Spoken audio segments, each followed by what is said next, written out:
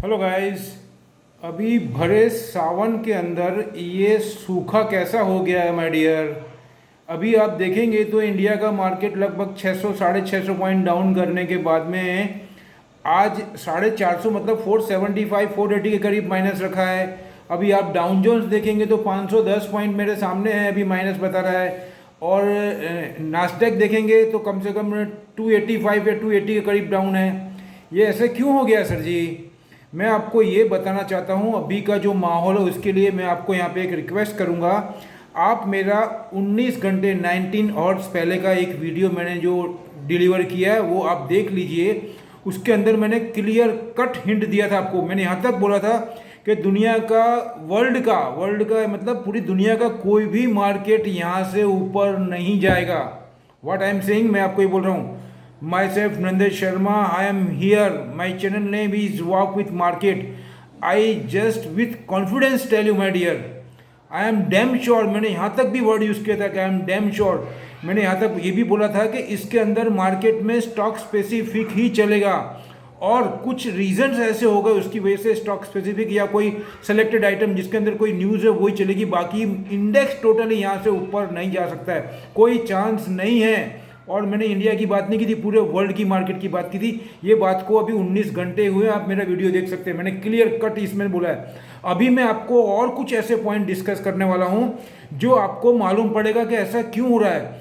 अभी का मैं आपको ये बताना चाहता हूं कि माहौल जो है, जो डेटा है, कुछ डेटा ऐसे इंडिकेशन कर रहे हैं कि मार्केट को यहाँ से ऊपर जाना चाहिए, लेकिन मार्केट तो नीचे जा रहा है। मतलब ऊंधा क्यों हो रहा है, मतलब ये कंट्रोवर्सी कैसी है, क्यों ऐसा हो रहा है? सबसे पहला पॉइंट नंबर 1 मैं बताता हूँ आपको, point wise we have to discuss. पहला पॉइंट ये है कि फेड के अंदर आप देखेंगे तो जो 10 ईयर्स की यील्ड होती है, वो यील्ड 10 साल की जो यील्ड होती है वो सबसे लो के ऊपर आकर के खड़ी है, 10.3 से भी नीचे उतर गई है और नीचे जाने की बात कर रहे हैं एक्सपर्ट लोग। मतलब अर्थशास्त्र का नियम ये बोल रहा है, अगर आप कंटिन्यू देख रहे हैं मार्केट तो मैं ज़्यादा डीप में आपको नहीं बता सकूंगा, अगर कुछ कमेंट है तो मेरे को डालिए। अगर यील्ड नीचे जा रही है आपकी तो वो इकोनॉमी के लिए पॉजिटिव साइन है। दूसरा, अभी आप देखेंगे तो सभी जगह स्टिमुलस पैकेज भी डिक्लेयर हुए हैं बराबर। उसके बाद में जापान की इकोनॉमी, साउथ कोरिया की, उसके बाद में आप देखेंगे तो फ्रांस की, यूके की, ये सभी पॉजिटिव आए हैं। ये बात को पिछले 8-10 दिन की ही बात कर रहा हूँ मैं। उसके बाद में चाइना तो ऑलरेडी पॉजिटिव ही है, कुछ कारण है उसके अंदर, वो किसी भी हालत में अपनी इकोनॉमी को माइनस में नहीं जान देगा। माइनस में मतलब वो नेगेटिव नहीं होने देगा, दे आर वेरी एक्टिव। चलो वो एक अलग मैटर हो गया। तो अभी फिलहाल ऐसा क्या हो गया तो मैं आपको बताना चाहूँगा। मैंने आपको 19 घंटे पहले के वीडियो के अंदर ये मेंशन किया था, 2 पॉइंट मैंने डिस्कस किए थे, एक यील्ड का और दूसरा मैंने किया था आपको डिस्कस क्रूड ऑयल का। तो यहाँ पे मेन बात आ रही है क्रूड ऑयल की। क्रूड ऑयल की मैंने कम से कम 8 से 10 एक्सपर्ट्स के मैंने उस दिन इंटरव्यू सुने थे और आर्टिकल पढ़े थे। उसमें से ये कंक्लूजन निकल रहा था कि क्रूड ऑयल यहाँ से अगर आप देखेंगे तो 74-75 के करीब तो हो चुका है। अब आप देखेंगे तो उसकी वजह से क्या होता है कि इतना हाईएस्ट, जबकि ये प्राइस एक्चुअल नहीं है, इट्स ए मैनिपुलेटेड प्राइस। ये कुछ जो कंपनियां हैं, मतलब जो ओपेक की कंपनी है, मतलब कंट्रीज है, वो कंट्री और कुछ बाहर की कंपनी, उसमें खास करके ईरान और रशिया, उनका बहुत बड़ा रोल है। मेन रशिया इसके अंदर बहुत बड़ा गेम खेलता है आउटसाइड द ओपेक।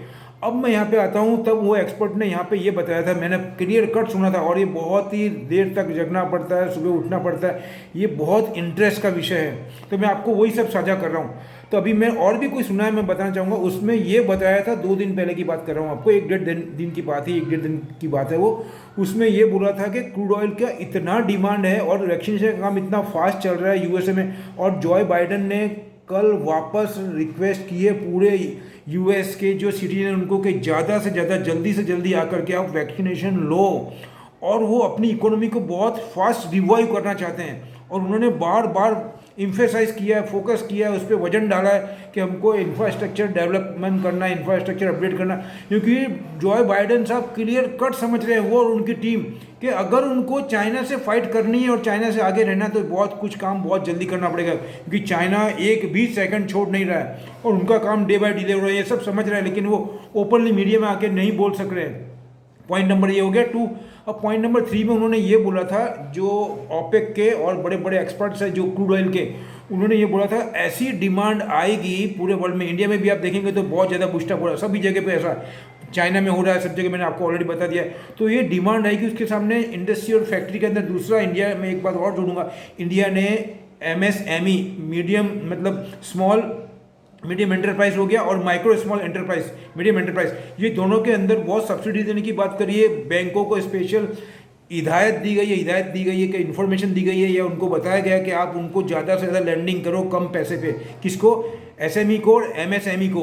उसकी वजह से क्या होगा कि इनका मेन मोटर है, इंडिया की मैं बात कर रहा हूँ, इंडिया का मेन मोटो क्या है कि जॉब क्रिएशन करना। ये बहुत बड़ा इशू आज की तारीख में यंगस्टर के लिए, और यंगस्टर की वजह से ये गवर्नमेंट आई थी। तो यंगस्टर को इनको खुश करना, तो they must be focus on job creation. और ड्यू टू कोविड लोगों की बहुत सारी जॉब चली गई है और जिसकी बाकी उनकी सैलरी डाउन हो चुकी है। तो ये सब मैटर इतने कॉम्प्लिकेटेड हो गए, उसमें से कैसे बाहर निकला जाए, तो ये बहुत ही एक इंपॉर्टेंट इशू हो गया आज की तारीख में। बाकी इशू है लेकिन इसका फोकस बहुत ज़्यादा और गवर्नमेंट अच्छी तरह समझ रही है। तो उसको देखते हुए जब उन्होंने ये बोला कि क्रूड ऑयल के प्राइस आप देखेंगे तो 100 के ऊपर भी बात की थी, $100 माय डियर, $100 पर बैरल, मतलब पर बैरल, एक बैरल 200 लीटर का आता है क्रूड ऑयल का, बैरल की बात कर रहा हूँ। तो उन्होंने $100 के ऊपर बात करी है, मतलब वो बोल रहे हैं 110 भी जा सकता है। तो आप ये सोचिए जब 74 के करीब है और हमारे यहाँ पे क्रूड का जो पेट्रोल डीजल का भाव है, तो पेट्रोल का भाव कितने स्टेट में 100 के ऊपर है और हमारे यहाँ पे 96 97 के ऊपर चले गया। तो जब 100 अगर $100 हो गया क्रूड ऑयल का, तो ये प्राइस कहाँ जाएंगे।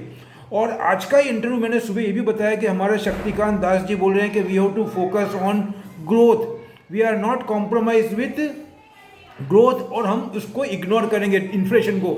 तो आप सोचिए कि प्राइस कितने रैपिडली बढ़ेंगे, क्योंकि उनके पास में कोई ऑप्शन नहीं है, इंडियन कंट्री के पास में या RBI के पास में या फाइनेंस मिनिस्टर के पास में कोई ऑप्शन नहीं है कि यहाँ से, एक तो इसको GST में भी नहीं लेने का कारण यही है कि वो उनके हाथ में गेम रहे।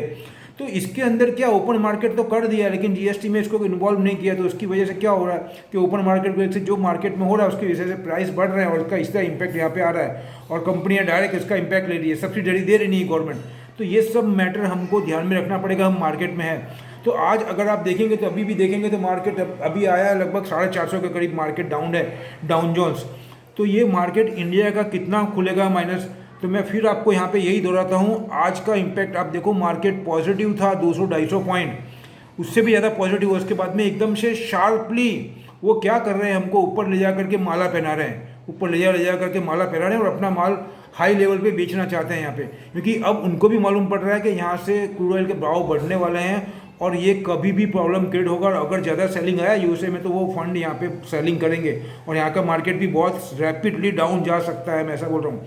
फिर भी मैं यहाँ पे एक बात और ऐड करना चाहूँगा, compare to other world India और चाइना की पोजीशन अलग ही है, मैं बोल रहा हूँ आपको, लेकिन हम उनसे अलग नहीं है, अलग नहीं है, उनको अलग, क्योंकि मार्केट पूरा सेंटीमेंट पे इफेक्ट करता है और सबका इफेक्ट आ गया अब पूरा वर्ल्ड का। लेकिन हाँ फिर भी सिचुएशन अच्छी है, अगर हम लंबे टाइम के लिए रुक सकते हैं, एक्स्ट्रा पैसा है हमारे पास, जैसे FD जैसा कोई अमाउंट है, तो उसको हम अगर बहुत नीचे मार्केट मिलता है तो वहाँ पे हम स्लैब वाइज बाइंग करेंगे। I am not saying 100% buying at the one time.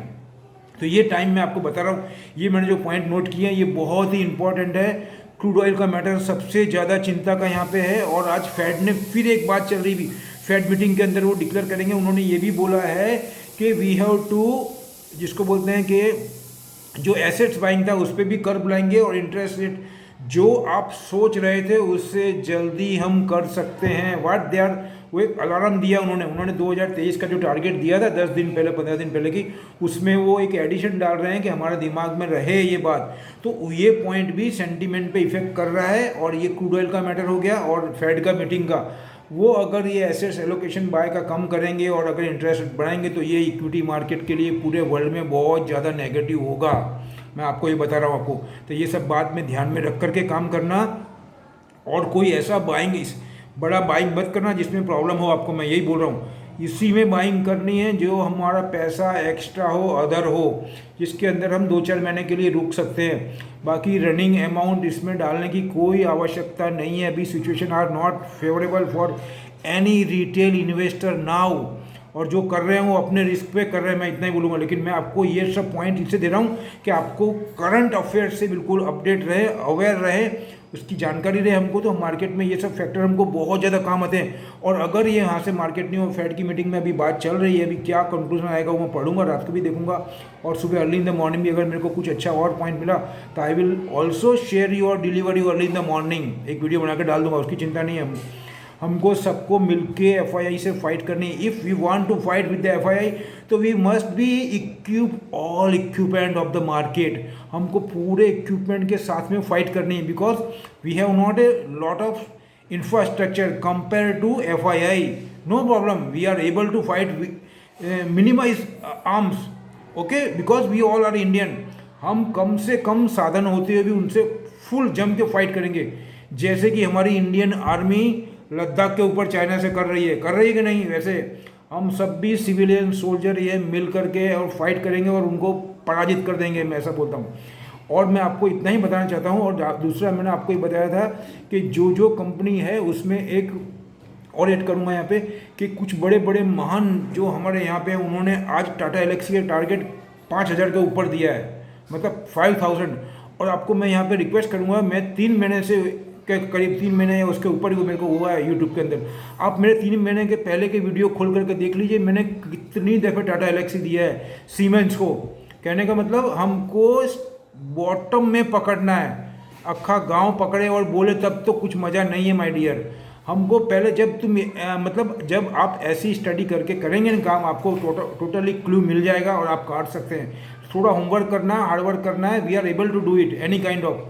हम एफआईआई से बैठे बैठे फाइट कर सकते हैं, तो ये तो चंगू मंगू है यहाँ पे, मैं ऐसा बोलूँगा आपको। दिस ऑल आर चंगू मंगू। ये किसी ने किसी का सुना हुआ और कहीं से लाते हैं और बोलते हैं they are sitting on big platform. इसका मतलब ये नहीं कि बहुत ज़्यादा इंटेलिजेंट हो गए, बहुत ज्ञानी, ऐसा मानने की कोई ज़रूरत नहीं है। हमको आदमी क्या बोल रहा है, कैसे बोलता है, कहाँ से बोलता है, उसके हिसाब से अंदाज़ा लग जाता है कि कितना कैपेबल है, कितना कैलिबर है इनके अंदर। मतलब जो ही बंदा सक्सेस होगा, जो अपडेट रहेगा मार्केट के अंदर और पूरा एवरी मिनट अपडेट रहेगा, वही सक्सेस होगा। बाकी आज के टाइम के अंदर स्मार्टफोन हाथ में है, बहुत जल्दी स्प्रेड होता है कोई भी न्यूज़ वर्ल्ड में, और उसका इम्पैक्ट तुरंत खत्म हो जाती है। अगर हम लेट पड़ गए तो हम उसमें लॉस करेंगे, मैं यही बोलता हूँ। आगे इतना ही बोलता हूँ, लास्ट में इतना ही ऐड करना चाहूँगा, ये बातों का ध्यान रखना और मार्केट में कल ध्यान से ही काम करना, क्योंकि अगर यहाँ पे ज़्यादा मार्केट डाउन हुआ तो मार्केट इंडिया का माइनस में खुलेगा। और अगर निकी का सपोर्ट नहीं मिला, अगर निकी भी डाउन गया, क्योंकि निकी का तो मैंने बताया ही था आपको कि निकी का भी उनका फोकस पूरा ओलंपिक के ऊपर है, तो वो जहाँ ज़्यादा ध्यान नहीं दे सकेंगे पॉलिसी में और इसमें, तो उनका भी मार्केट अगर नेगेटिव खुला तो यहाँ पे मार्केट नेगेटिव खुलेंगे। तो आप देख लीजिए, इसके हिसाब से बोल रहा हूँ मैं। तो हमको बी केयरफुल के काम करना है, घबराना नहीं है इसमें।